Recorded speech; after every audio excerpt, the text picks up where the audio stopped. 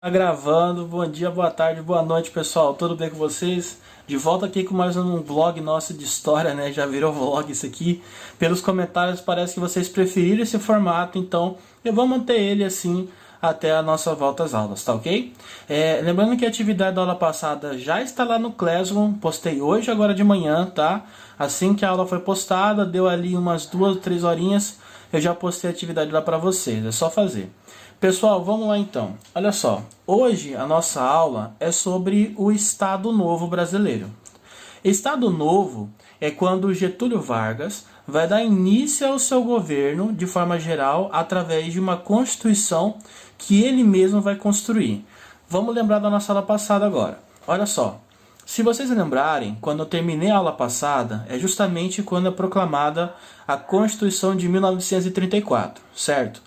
Que teve lá a revolta de São Paulo, teve a Guerra Civil, e uma das conquistas de São Paulo foi essa Constituinte de 34.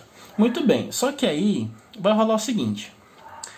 No meio dessa história toda, os comunistas, né, o Partido Comunista Brasileiro, ele estava já articulando uma entrada no cenário político do Brasil. O Partido Comunista Brasileiro, que seria essa ideia de um comunismo nacionalista, ele tinha a ideia de participar das eleições. Só que um dos dirigentes desse partido era o Luiz Carlos Prestes, que era amigo do Getúlio Vargas basicamente e que foi traído, tá?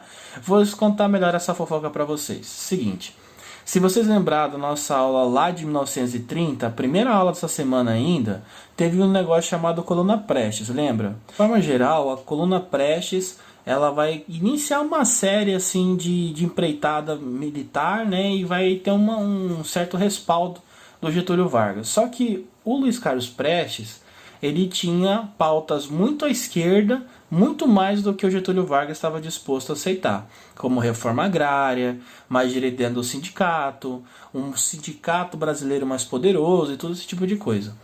Então, quando o Getúlio Vargas ele assume o poder lá em 34, de fato em 34, ele começa uma certa perseguição aos comunistas. Ele declara o Partido Comunista Brasileiro como ilegal, ele não aceita nenhuma das reivindicações que o Luiz Carlos Prestes havia acordado com ele antes, e ele inicia de fato aí um fechamento da participação política do Partido Comunista Brasileiro.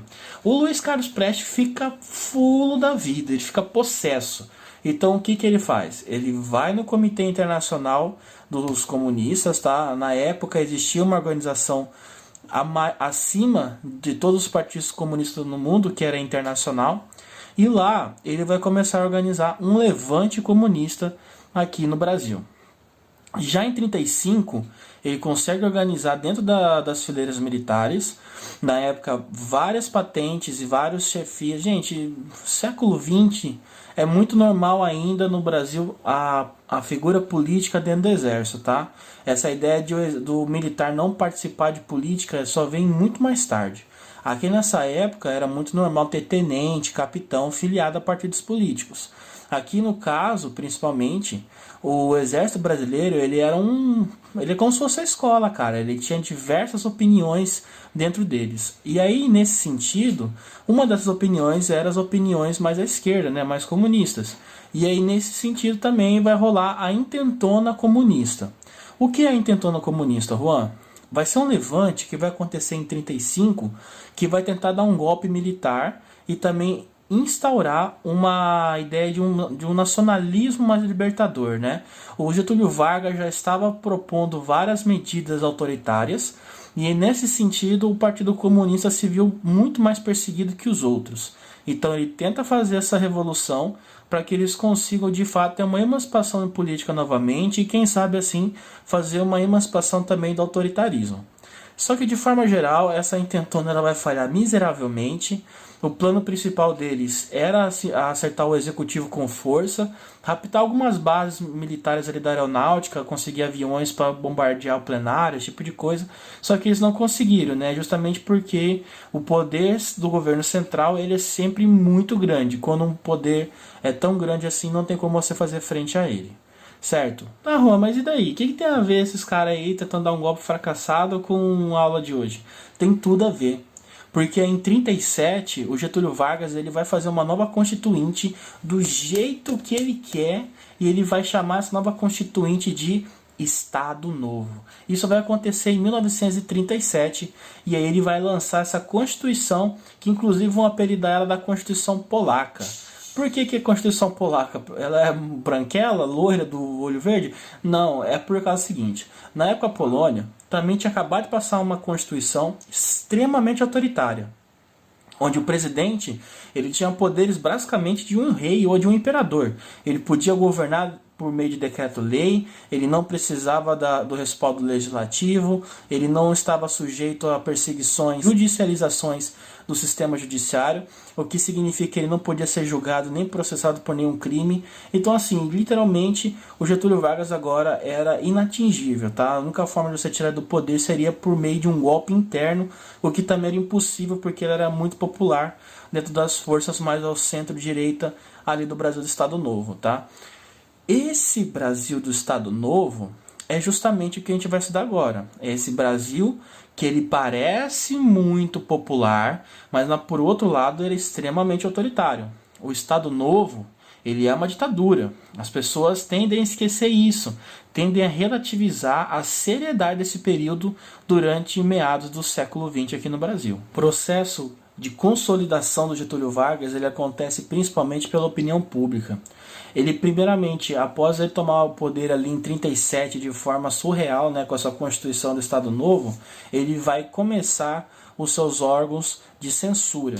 Primeiro deles vai ser o Departamento Interno de Propaganda, tá? Basicamente uma polícia publicitária, onde ele tinha esse órgão dentro dos jornais e mandava censurar matérias que ele dizia ser contra a idônea moral e os bons costumes da época. Basicamente, essas matérias eram as denúncias que os jornalistas tentavam fazer contra os desmandos do Getúlio Vargas. Percebam como, por exemplo, todo autoritário ele tende a ter uma repulsa pela imprensa, justamente porque é a imprensa que pode denunciar os seus crimes, tá? Ninguém dentro do Estado denuncia crime contra o seu chefe. Muito difícil acontecer. As pessoas têm medo de perder emprego e serem perseguidas. Agora a imprensa não tem esse problema. Ela pode denunciar com força e isso aqui não vai acontecer porque nós temos um órgão de censura. E após isso ele vai para o segundo escalão do que seria dessa conquista da opinião pública, que é iniciar uma série de medidas populistas. Populistas, mano? O que é isso? Gente, populismo, entre os conceitos da história, talvez seja um dos mais difíceis de ser conceituado. O populismo ele é sempre conceituado pelos adversários. Ele é sempre uma acusação, nunca uma autoafirmação. As pessoas nunca falam, eu sou populista. Não, geralmente elas negam serem populistas. Não, eu não sou populista. Então, assim, o que a gente pode entender como populista para ficar mais fácil para essa aula? Basicamente são medidas que visam apenas o ganho da opinião pública, tá? É um governante populista, aquele que em vez de fazer o certo, faz o que é mais bonito, faz o que parece dar mais voto. Essas seriam as medidas que nós estamos chamando aqui nessa aula de populistas. E o Getúlio Vargas ele vai ter aqui no Brasil pela primeira vez essa figura de populista. Ele vai levar a cabo essa medida porque ele acredita que isso vai garantir o poder dele. Segundo alguns historiadores, vão discordar dele, é lógico, que o populismo dele é o que vai trazer um pouquinho dos seus problemas. Mas mesmo a censura, a propaganda e o populismo para ele não eram bastante. Segundo o Getúlio Vargas, ele precisaria também de um amparo dentro do judiciário para poder julgar aqueles que ele pensava ser inimigos da pátria. Então o que ele faz? Ele vai promulgar a Lei de Segurança Nacional. A Lei de Segurança Nacional ela é basicamente um conjunto de leis, tá? Ela não é uma só, que vai tentar colocar na marginalidade, na ilegalidade, qualquer conduta que vá contra a vontade do presidente. Pra vocês terem ideia, é graças à Lei de Segurança Nacional que o Getúlio Vargas consegue mobilizar um número absurdo de oficiais, veículos blindados e toda a tropa do exército que ele precisava para reprimir na intentona comunista. Então todo o sentido que já vem ocorrendo aqui para consolidar o poder de Getúlio Vargas no governo central ou no governo federal já está muito bem construída e a Lei de Segurança Nacional é só a cereja do bolo. Uma coisa importante de ser dita aqui também é a forma em que o Getúlio Vargas vai perceber que o Brasil também precisa entrar no jogo da industrialização. Gente, o Brasil até hoje tem muito problema de indústria, nós temos uma indústria pífida, muito fraca, que deveria se desenvolver muito mais. Só que ali, o Getúlio Vargas, por um lado, começa a perceber que esse movimento tem que iniciar em algum momento, né? Muito inspirado pelo Barão de Mauá, que foi talvez o primeiro brasileiro a tentar trazer indústria para cá, ele vai iniciar a nacionalização de algumas indústrias, entre elas a Siderúrgica de São Paulo e a Petrobras. A Petrobras, para o Getúlio Vargas, era de fato uma das coisas mais importantes que deveria acontecer enquanto ele estivesse no poder, porque a Petrobras ela daria para o Brasil assim um mínimo de ganho, porque ali na época o petróleo está super valorizado e tem poucos produtores de petróleo. Nesse sentido, ele tenta entrar nesse jogo político para conseguir abocanhar ali um pedacinho do mercado, tá? Ponto também que eu tenho que entrar aqui, não pode ficar de lado, é durante o Estado Novo que o Brasil vai participar, por exemplo, da Segunda Guerra Mundial. Nós vamos entrar na Segunda Guerra Mundial um tanto com uma questão polêmica. O Estado Novo não é segredo para nenhum historiador que ele tinha ali uma certa simpatia pelos regimes nazistas e fascistas da Itália. Então veja bem, era muito mais fácil, se você pensar de uma forma ideológica, o Estado Novo aderir à guerra ao lado dos alemães do que de fato o Brasil lutar ao lado dos Estados Unidos.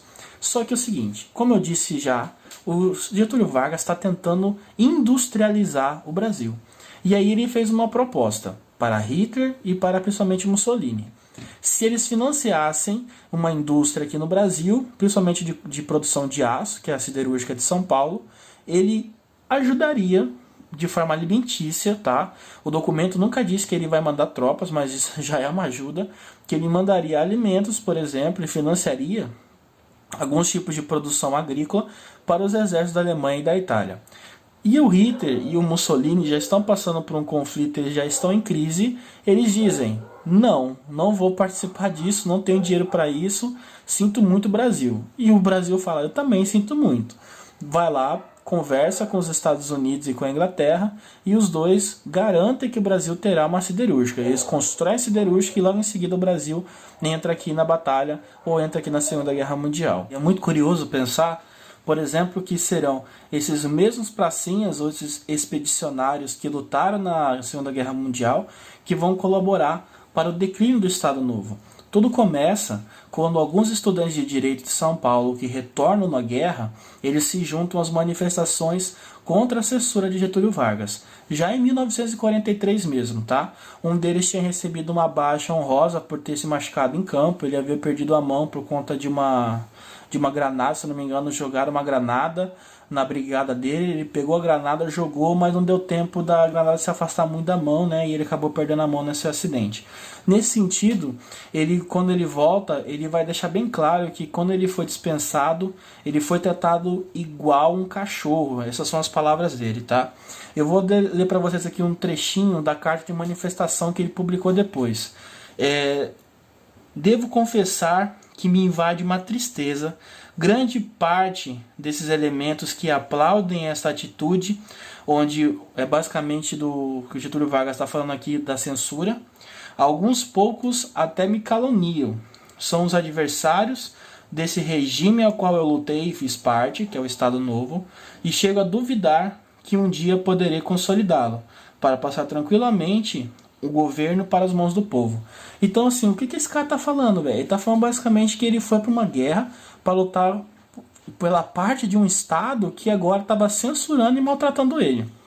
Isso vai pegar muito mal para a população e as pessoas vão começar então a um levante generalizado e lutar contra o regime de Getúlio Vargas. Esse declínio ele vai ser de longo prazo, tá? Não vai ser no dia seguinte, por exemplo, que Getúlio vai cair, mas aqui a gente já começa a ver o desgaste dele.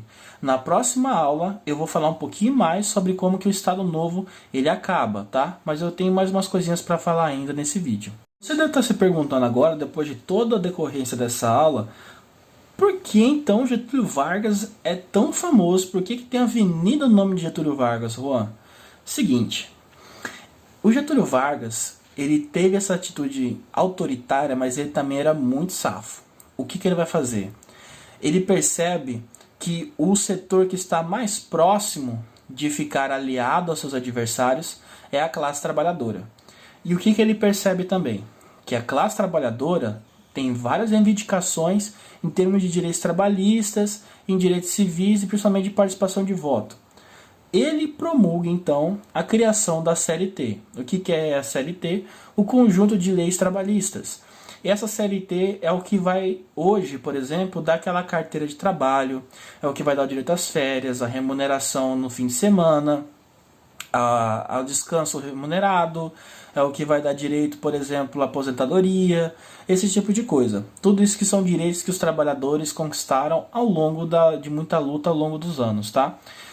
Principalmente aqui, gente, eu gostaria de destacar que o Getúlio Vargas ele vai criar essas ordens de direitos trabalhistas, mas ao mesmo tempo ele vai limitar a participação dos sindicatos, tá? Aqui nessa época ainda, o Getúlio Vargas, por exemplo, lá em 21 de julho de 45, ele já vai delimitar que o sindicato dos trabalhadores ele só pode ter uma aglomeração máxima por empresa. Ou seja, cada empresa teria mini sindicatos e esses mini sindicatos seriam subordinados diretos ao Ministério do Trabalho. O que ele consegue com isso? Controlar o sindicato para não deixar que os comunistas entrem nessas áreas onde eles têm maior facilidade de infiltração, tá?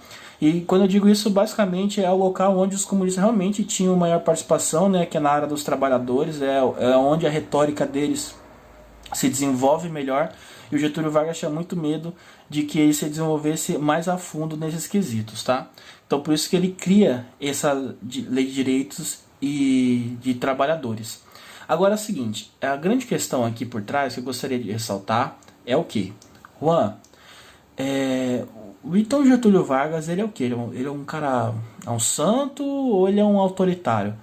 O Getúlio Vargas ele vai mostrar muito como uma figura política, ela não é um nem outro. Tá? É uma figura política, é uma figura política. A gente tem, pessoal, para nós sempre, que devemos seguir a ideia de uma análise crítica sobre figuras políticas. Tá? O Getúlio Vargas, antes de mais nada, ele é um ser humano. Ele tem ambições, ele tem ganâncias, ele tem erros, ele tem qualidades. Aqui principalmente a questão não se pensar, isso eu divulgo com muita certeza, que Getúlio Vargas vai proclamar e vai decretar a CLT porque ele é um cara bonzinho, porque ele tinha afinidade com os trabalhadores. Essas declarações elas são perigosas, porque você está colocando uma índole sobre uma figura política que está fazendo isso não por ganho de índole, mas porque ele precisa de influência. Então, quando ele decreta, por exemplo, a CLT, ele vai imediatamente sair de um cara censurador, de um cara autoritário, e vai virar um pai dos pobres, um pai dos trabalhadores. Então veja como as atitudes elas são inclusive perpetuadoras, tá? Nós temos hoje no Brasil nada, vou dar um exemplo aqui de Cuiabá, nós temos uma avenida com o nome de Getúlio Vargas. E as pessoas, por exemplo, não sabem dessa figura que Getúlio Vargas tinha esse viés autoritário, que o Estado Novo ele era muito estranho, assim, ele parecia muito com o Estado fascista, de controlar as escolas, de controlar a liberdade de expressão, o direito de ir e vir, né, as manifestações políticas, tudo isso era controlado. Então é necessário assim, nós termos uma visão muito crítica sobre o período do Estado Novo para evitar que nós acabamos repetindo algum erro do passado, né? E principalmente de problematizar esses políticos e esses cidadãos do passado que promulgavam essas leis que hoje ainda influenciam a nossa vida. Há de se ver a CLT. Então é isso, encerrando aqui a nossa aula de hoje, tá? As atividades estarão igual à aula passada, lá na Classroom. Acessa lá para você ficar sabendo de tudo. Qualquer dúvida, também lá na Classroom, beleza? Pessoal, encerrando a aula então, beijo, um abraço, até a próxima aula.